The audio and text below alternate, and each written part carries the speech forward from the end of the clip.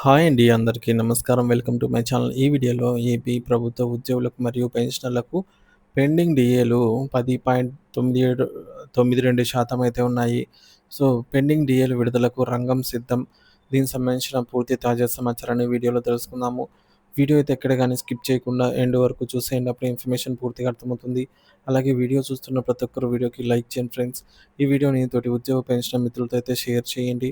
కొత్తగా మన ఛానల్‌ని చూస్తున్నవారు ఇంకా ఎవరైనా సబ్స్క్రైబ్ చేసుకున్నట్లయితే వెంటనే మన ఛానల్‌ని సబ్స్క్రైబ్ చేసుకోండి.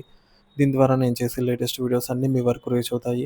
ఇక ఆలస్యం చేయకుండా వివరాల్లోకైతే వెళ్ళిపోదాము. సో, ఫ్రెండ్స్ ఇక విషయానికి వచ్చినట్లయితే క్యాబినెట్ సమావేశం అండి. సో, ఏపీ, ఆంధ్రప్రదేశ్ రాష్ట్ర క్యాబినెట్ సమావేశం జరగనుంది మనకు త్వరలో. డిఏ ప్రకటనకు డిఏ ప్రకటన ఇక సమావేశంలో ఉద్యోగుల పూర్తి డిమాండ్లు మరియు పూర్తి వివరాలు తెలుసుకుందాము. మరి ఈ నెల 10వ తేదీన ముఖ్యమంత్రి చంద్రబాబు నాయుడు గారి అధ్యక్షతన జరగనున్నటువంటి ఏపీ రాష్ట్ర కేబినెట్ సమావేశం రాష్ట్ర ప్రభుత్వ ఉద్యోగులు, పెన్షనర్లలో తీవ్ర ఆసక్తిని రేకెత్తిస్తోంది. ఈ సమావేశంలో పలు కీలక నిర్ణయాలకు ఆమోదం తెలపడంతో పాటు ఉద్యోగులకు రావాల్సిన కరువు భత్యం, డిఏ ప్రకటించే అవకాశం ఉందని విస్తృతంగా ప్రచారం జరుగుతోంది. అయితే కేవలం డిఏ ప్రకటనతో ఉద్యోగులు సంతృప్తి చెందరు. వారి దీర్ఘకాల డిమాండ్లు ముఖ్యంగా బకాయిల చెల్లింపులు, పీఆర్సీ అమలు వంటివి కూడా చర్చకు వస్తేనే నిజమైన ఉపశమనం లభిస్తుందని ఉద్యోగ, ఉపాధ్యాయ సంఘాల నాయకులు స్పష్టం చేస్తున్నారు.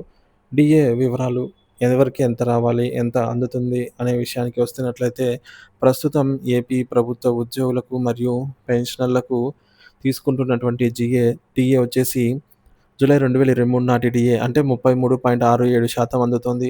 మరి ఇప్పటివరకు పెండింగ్‌లో ఉన్నటువంటి డీఏల వివరాలు చూసుకున్నట్లయితే ఈ విధంగా ఉన్నాయి. జనవరి 2024 డీఏ విషయానికొస్తే 3.64% డీఏ రావాల్సి ఉంది. ఈసారి కేబినెట్ సమావేశంలో ఈ డీఏ ప్రకటించే అవకాశం ఉంది అనైతే భావిస్తున్నారు. సో, ఈ డీఏని. ఇక ఇది కలిపితే ఉద్యోగులకు అంటే మనకు ప్రస్తుతం తీసుకుంటున్నటువంటి డీఏకి 3.64% కలపగా మొత్తం డీఏ 37.31% అవుతుంది. మరొక డీఏ అంటే రెండవ డీఏ పెండింగ్‌లో ఉన్న వాటిలో రెండవది జూలై 2024 డీఏ. సో, ఇది 2.73% డీఏ రావాల్సి ఉంది. ఇది కూడా కలిపితే మొత్తం డీఏ అనేది 40.04% అయితే అవుతుంది. మరి పెండింగ్‌లో ఉన్న డీఏలలో మూడవది 2025 జనవరి డీఏ. ఇందుకు గాను కేంద్రం 2% ప్రకటించగా రాష్ట్ర ప్రభుత్వం వాటా 1.82% ప్రకటించాల్సి ఉంది. ఈ డీఏ రావాల్సి ఉందన్నమాట. ఇది కలిపితే మొత్తం డీఏ మనకు 41.86% అవుతుంది. జూలై 2025 డీఏ ఇటీవల కేంద్ర ప్రభుత్వం ప్రకటించిన మరొక 2.73% డీఏ రావాల్సి ఉంది. ఇది కూడా కలిపితే ఉద్యోగులకు రావాల్సిన మొత్తం డీఏ 44.659%కైతే చేరుతుంది. అనగా ఇప్పటివరకు ఉద్యోగులకు మొత్తం 10.92% డీఏ బకాయిలు పెండింగ్‌లో ఉన్నాయి. అయితే ఈ కేబినెట్ సమావేశంలో ఒక డీఏ అంటే 3.64% మాత్రమే ప్రకటించే అవకాశం ఉందని వార్తలు వస్తున్నాయి. ఇది ఉద్యోగులకు కొంతవరకు ఉపశమనం కలిగించినా పూర్తి సంతృప్తి ఇవ్వదని వారి అభిప్రాయము. ఉద్యోగుల ప్రధాన డిమాండ్లు కేవలం డీఏ మాత్రమే కాదు. ఉద్యోగ, ఉపాధ్యాయ సంఘాల నాయకులు కేవలం ఒక డీఏ ప్రకటనతో సరిపెట్టుకోవడానికి సిద్ధంగా అయితే లేరు. వారి ప్రధాన డిమాండ్లయితే ఉన్నాయి. అవేంటంటే మొదటిది 20,000 కోట్ల బకాయిల చెల్లింపు ఎప్పుడు? ఉద్యోగులకు రావాల్సిన డీఏ బకాయిలు, ఇతర ఆర్థిక ప్రయోజనాలకు సంబంధించినటువంటి సుమారు 20,000 కోట్ల రూపాయల పెండింగ్‌లో అయితే ఉన్నాయి. సో, ఈ మేరకు ఉద్యోగ సంఘాలు ఆరోపిస్తున్నాయి. మరి ఈ బకాయిలు తక్షణమే ఆహ్, చెల్లింపు అత్యంత ప్రధానమైన డిమాండ్‌గా అయితే నిలిచింది.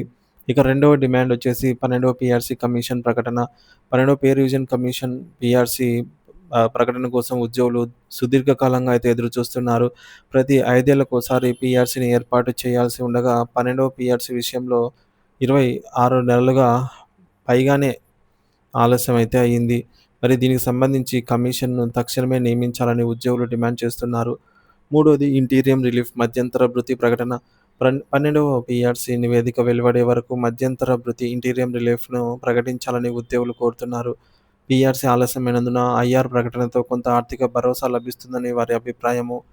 ఇక నాలుగోది పాత పెన్షన్ విధానం ఓపీఎస్ అమలు. పాత పెన్షన్ విధానాన్ని తిరిగి అమలు చేయాలని ఉద్యోగులు బలంగా కోరుతున్నారు. ఇది అనేక సంవత్సరాలుగా పెండింగ్‌లో ఉన్న కీలక డిమాండు. పోరుబాట తప్పదని హెచ్చరిక. ఈ నెల 7న అంటే రేపటి రోజున ఉద్యోగ, ఉపాధ్యాయ సంఘాలు పోరుబాట కార్యక్రమాన్నయితే చేపట్టనున్నాయి. కేబినెట్ సమావేశంలో తమ డిమాండ్‌లు నెరవేరకపోతే ఆందోళన కార్యక్రమాలను మరింత ఉధృతం చేస్తామని నాయకులు హెచ్చరిస్తున్నారు. ఏదేమైనా ఈసారి కేబినెట్ సమావేశంలో డీఏ ప్రకటించబడితే అది ఉద్యోగులకు, పెన్షనర్లకు కొంత మేరకు మాత్రమే ఉపశమనం కలిగించినట్లవుతుంది. అయితే వారి దీర్ఘకాలిక న్యాయబద్ధమైన డిమాండ్‌లను కూడా ప్రభుత్వం పరిగణలోకి తీసుకొని సానుకూల నిర్ణయాలు ప్రకటిస్తేనే ఉద్యోగ సంఘాలతో సత్సంబంధాలు ఏర్పడి పరిపాలనలో సుస్థిరత నెలకొంటుంది. ప్రభుత్వం ఉద్యోగుల ఆశలను ఏ మేరకు నెరవేరుస్తుందనేది మరి వేచి చూడవలసిన అంశం ఫ్రెండ్స్.